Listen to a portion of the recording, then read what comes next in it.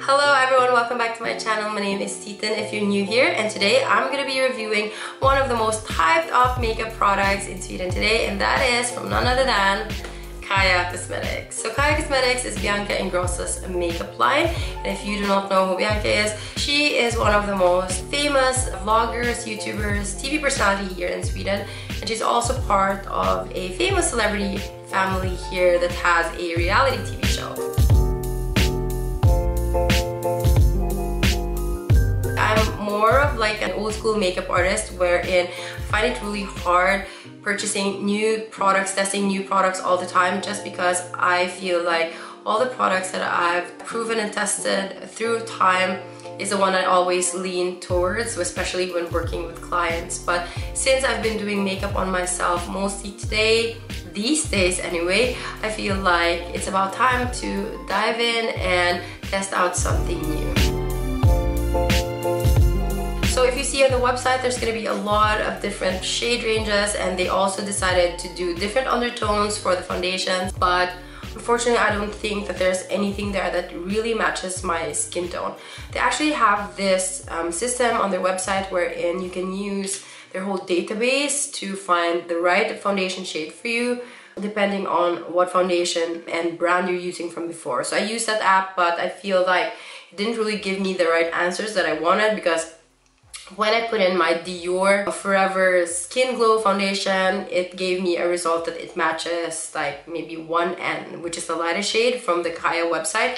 And then when I put on the NARS foundation that I normally use, it resulted to 6N, which is the darkest shade on the Caia website, which is, I felt, was quite strange. I don't know if there's something up with that system, or I don't know. I tried so many times and it kept giving me the same result. So anyway, I didn't trust the website, I trusted my gut. So I decided to order two colors instead. One is 2W, which I feel is super light on my skin, and another is a 3W, which I feel is too dark on my skin. So I felt like maybe if I get those two, I could create my own skin tone here.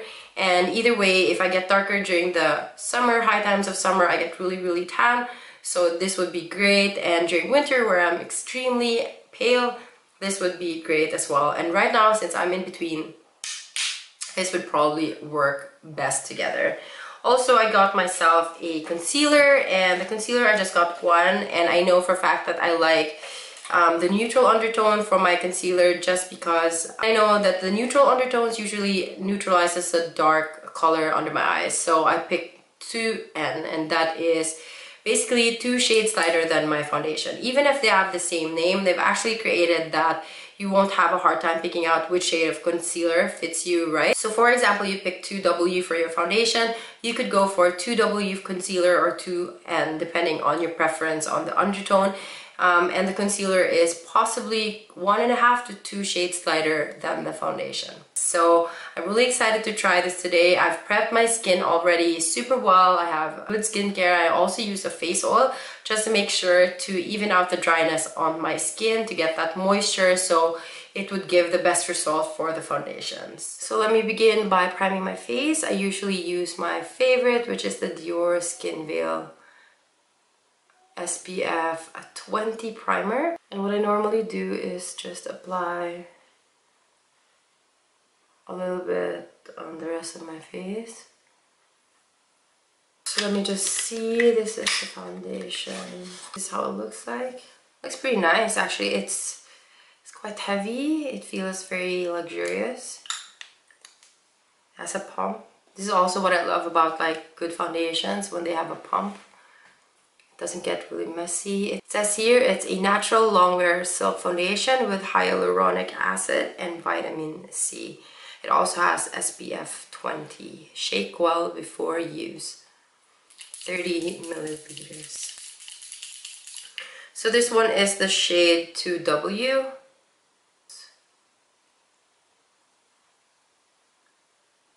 This is how it looks like. Wow. It's a very thin and very rinny in that sense, but not too rinny, I would say. It also smells like something, I don't know. Let me just try that there. It's a little too light for me. So I'm gonna open the 3W. I'm just gonna try and see if this one matches. I don't want to take so much because it feels like it's, oh my gosh, it's too dark. That's, yeah. So maybe this color I could use for summertime. But this one feels like it's also starting to, yeah, actually the 2W could work, I think. Let's try. No, it's too light. So I'm just gonna mix the two. It's not as glowy as I thought it would be. Feels kind of dry. Also now you see I was applying it on my hand. It's already running out, which is actually nice. I feel that the consistency is super light. Okay, now that's super weird because I added like one drop, like one small drop, and it has turned orange, but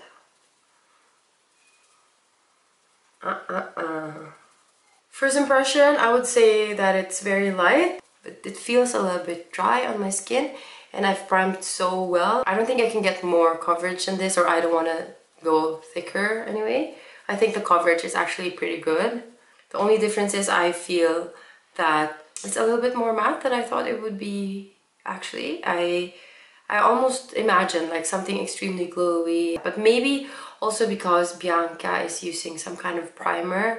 Also at the same time, she uses the liquid highlighter, which I will show you next because I also purchased that one. But anyway, I'm gonna move on to the concealer. As I've mentioned earlier, I got to Anne for the concealer only because the neutral undertone for me neutralizes the dark circles more than just getting a warm shade, and I really like the more natural effect, and I don't want a really drastic contrast on my face. The stick is basically, it's a thin wand similar to majority of the concealer brands out there. My expectations in this are very high because it's very hyped up. My favorite concealer would be the Dior Skin Correct and Conceal concealer. I really love that one. I don't know if I've found something that actually beats that one. So let's see if this one looks good. First off, I would say that the consistency is a little bit thicker. So what Bianca does is she leaves the product longer on her eyes just to get more coverage.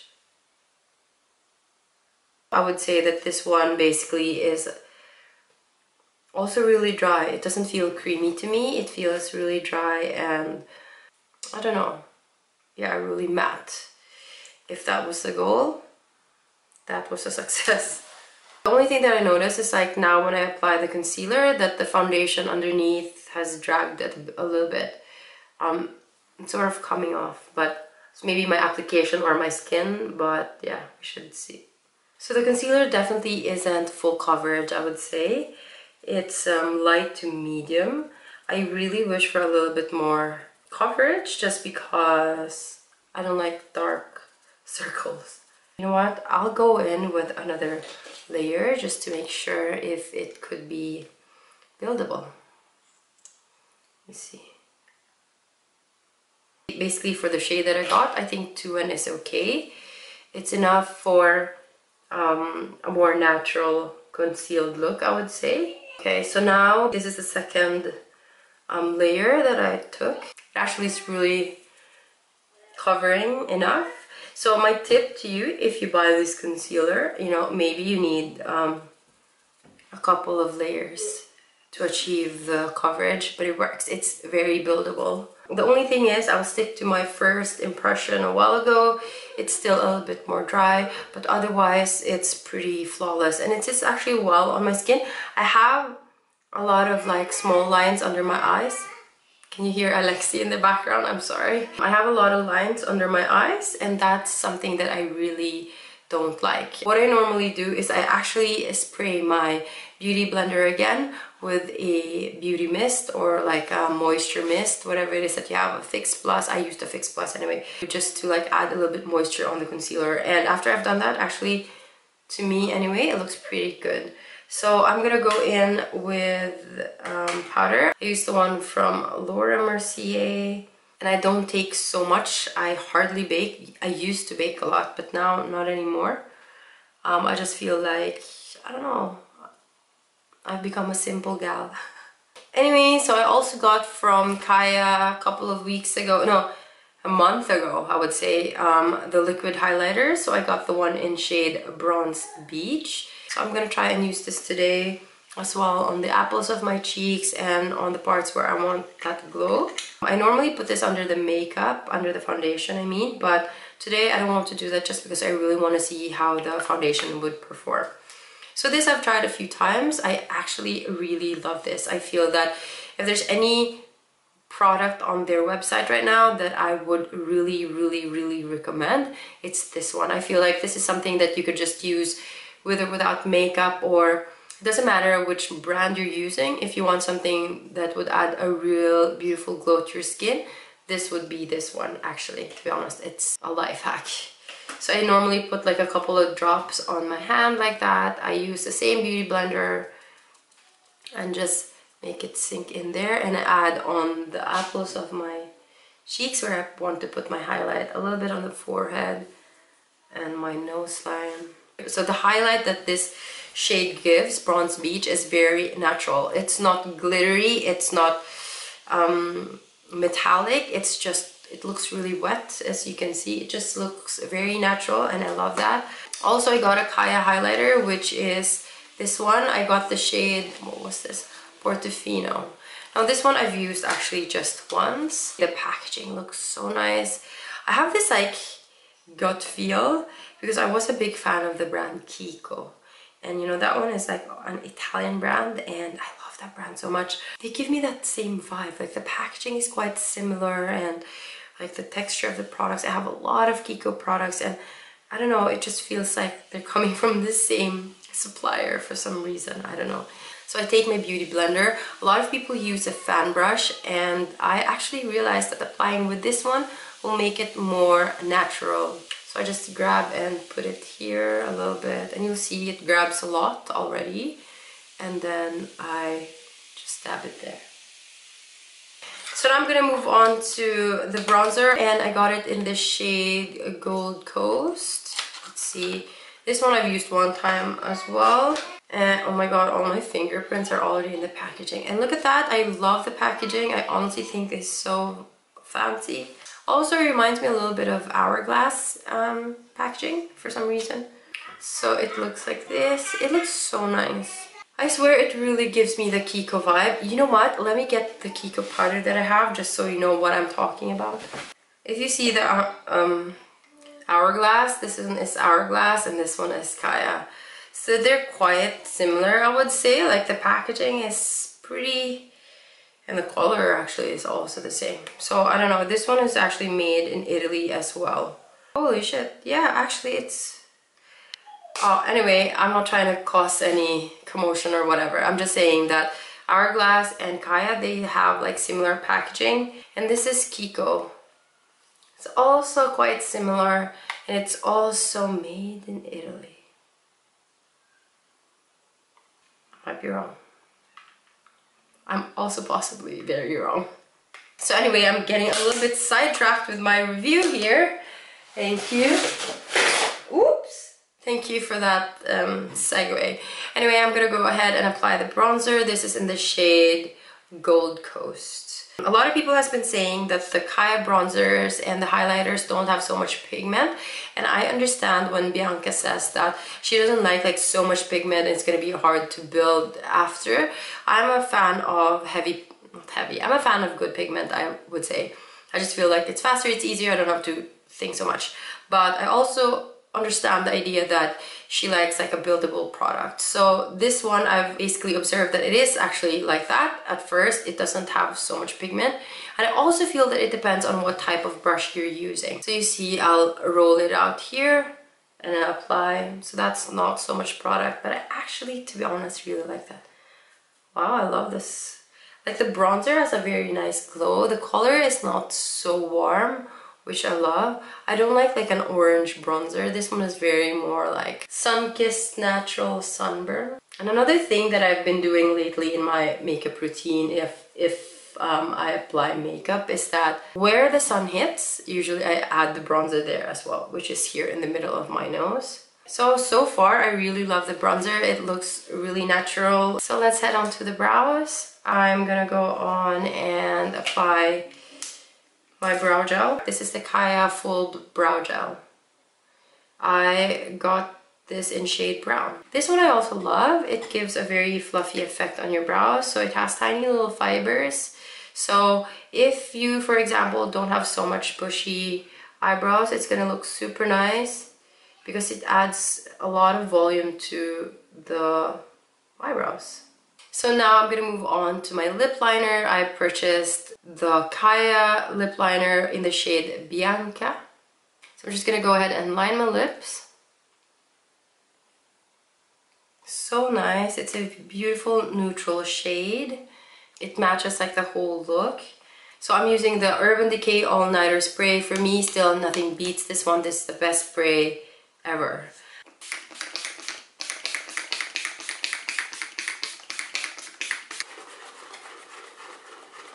So basically I'm done doing the rest of my makeup and this is the final look. I am really glad how the makeup turned out. All the products for me worked really well. As for my first impressions, I would say the foundations worked really well on my skin. I was expecting a little bit more glow and maybe a little bit more creaminess to the product, but it was quite thin and runny actually, which was also good. It was really easy to apply. For the concealer, I would say it's a little bit dry for my taste, but it doesn't mean that it didn't perform well. I would say that I basically achieved the coverage I really wanted. After a few tries, after a couple of layers, it has worked well for me. I really like this shade range for the concealer as well. For the foundation, the only thing is that I wish I had a shade that actually matches my skin tone. This for me, it feels like I always have to make sure that I'm blending out an equal amount of the 2W and the 3W, so it would look even on my skin.